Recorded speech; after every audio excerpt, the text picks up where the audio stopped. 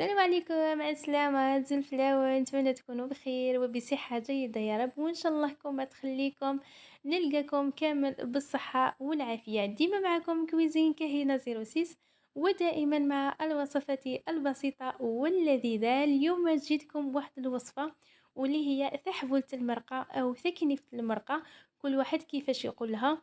هاد الأكلة نديروها بزاف في فصل الربيع، وخاصة لنساء اللي ولدوا، يعني المرأة اللي تكون نفسها. وخاصة ثاني مليحة للمرضعات اللي ما عندهاش الحليب، ناقصة في الحليب. كي تاكلي هذه الحليب راح يولي يصير هكا وحده عن تجربة بنينة، ثاني تكون سخونة وحارة بيان سور. كيما قلت لكم نديروها في فصل الشتاء او كي يكون الحل بارد ولا مع ربيع. نديروها يعني كاين اللي يديرها بالحمص وكاين اللي يديرها بالعدس، كل واحد كيفاش يحب يديرها. انا اليوم راح نديرها لكم هكا بالخضره تكون خفيفه. بلا ما نطول عليكم نجوزوا للطريقه والمقادير. عندي زوج مغارف نتاع الزيت، مع بصله مقطعه هكا شرائح، بصله تكون كبيره، مع حبه تاع طوماطيش ثاني تكون كبيره رابيتها، مع ثنين سنينات نتاع ثوم قطعتهم هكاك ثاني شرائح. الخضرة درت زرودية مع البطاطا قطعتهم هكا قطع صغيرة، مع حفنة تاع جلبانة، زوج اطراف نتاع اللحم. هنا نورمالمون نديرو الخليع، انا ما كانش عندي الخليع، درت في بلاصة الخليع درت اللحم، مع مغرفة كبيرة نتاع فلفل عكري والملح، مع طوماطيش تاع بواطا. نخليهم يتقلاو حوالي زوج دقائق، من بعد ريح المرق بالماء سخون ونخليه يطيب. هنا نمروا نحضروا المشوشه نتاعنا او تحبولة نتاعنا.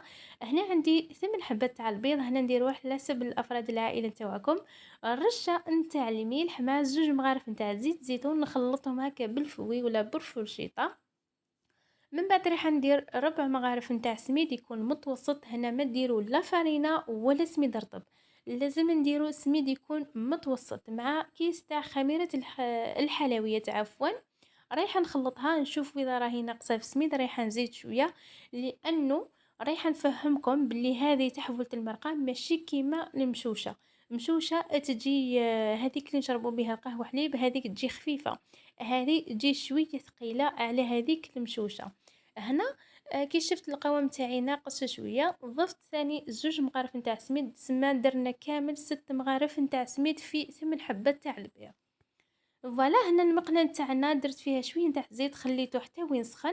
فرغت الخليط نتاعي، غطيت عليه، لازم تغطوا عليه وتخلوا يطيب غير بالعقل. النار تاعكم لازم تكون قليله باه تتنفخ لكم وتطيب لكم من داخل. ها هي النتيجه بعد ما طابت، خرجت ما شاء الله، يعني تضاعف الحجم نتاعها وخدا هذاك اللون الذهبي كيما نقولوا. خرجت ما شاء الله. الان بعد ما قسمتها كما راكم تشوفوا، مباشره رايحه نديرها داخل المرقه نتاعي. هنا رايحه نخليها ثاني تتشرب من هذيك المرقه حوالي بين 4 دقائق حتى 5 دقائق، لازم تتشرب هذيك المرقه.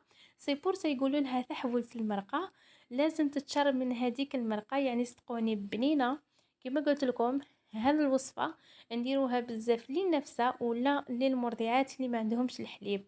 جربوا هذه الوصفة ورجعوا لي الخبر. فوالا هاي لك الوصفة نتاعنا بعد ما طابت، تحولة المرقة بالخضر وحارة وبنينة وسخونة. نتمنى تعجبكم وتجربوها، ونتلقاو في حصة واحدة أخرى إن شاء الله. مع السلامة.